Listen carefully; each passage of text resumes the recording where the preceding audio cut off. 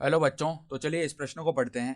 प्रथम n प्राकृतिक संख्याओं का समांतर माध्य और मानक विचलन ज्ञात कीजिए। तो यहाँ पे देखो, हमें n प्राकृतिक संख्याओं का जो प्रथम n प्राकृतिक संख्याएं उनका समांतर माध्य और मानक विचलन ज्ञात करना है। तो प्रश्न में आगे बढ़ने से पहले इस प्रश्न से संबंधित जो मुख्य अवधारणा है उसकी हम चर्चा कर लेते हैं। तो देखो, मुख्य अवधारणा क्या हो जाएगी। हम जानते हैं समांतर माध्य का सूत्र क्या होता है। समांतर माध्य एक्स बार जिसे हम कहते हैं वो क्या होता है। देखो, जितने भी पद हैं उनका योग बट्टा में कुल पदों की संख्या कितनी है। ठीक है, ये होता है सूत्र।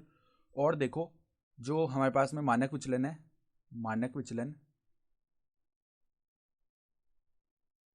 जिसको हम दर्शाते हैं सिग्मा से, उसका सूत्र क्या होता है। वर्गमूल के अंदर जितने भी पद है उनके वर्गों का मतलब वर्ग कर लेते हैं, फिर योग कर लेते हैं। ठीक है, बट्टा में n माइनस में क्या होता है, जो समांतर माध्य है उसका स्क्वायर।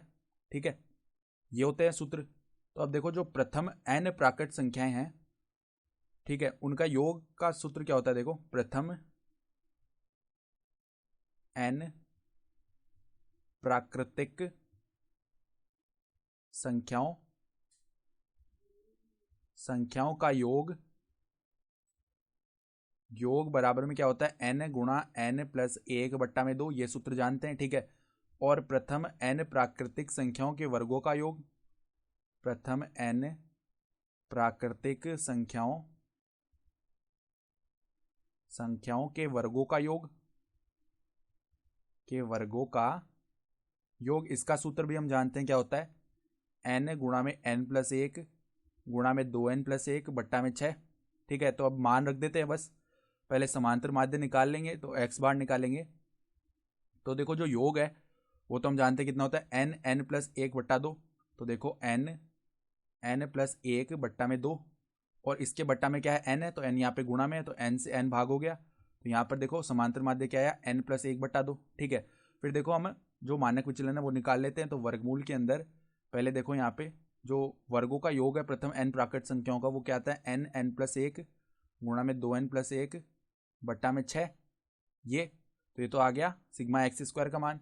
बट्टा में n और आता है, तो यहाँ पे गुणा में n आ गया। फिर माइनस में देखो, समांतर माध्य का स्क्वायर यानी n प्लस 1/2 इसका स्क्वायर हो जाएगा। तो ये निकाल लेते हैं। देखो, अब n से ये n भाग हो गया। ठीक है, तो अब देखो, अंदर पदों को हम थोड़ा सरल करते हैं। तो 2n स्क्वायर प्लस में n प्लस में क्या आ जाएगा, 2n प्लस में 1 बट्टा में 6।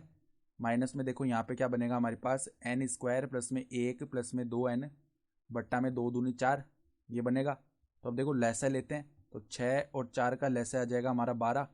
ठीक है, फिर 6 दूनी 12 होता है, तो यहाँ पे 2 ऊपर गुणा होगा, तो 4n स्क्वायर। फिर यहाँ पे n प्लस 2n 3n बनेगा, जिससे 2 गुणा हुआ, तो 6n प्लस में 2 1 कम 2। ठीक है, फिर माइनस में 4 3 12 होता है, तो 3 ऊपर गुणा होगा, तो 3n स्क्वायर माइनस में 3 माइनस में 6n, ये पद बन जाएगा। ठीक है, तो अब देखो, 4n square minus 3n square, ये तो हो जाएगा n स्क्वायर।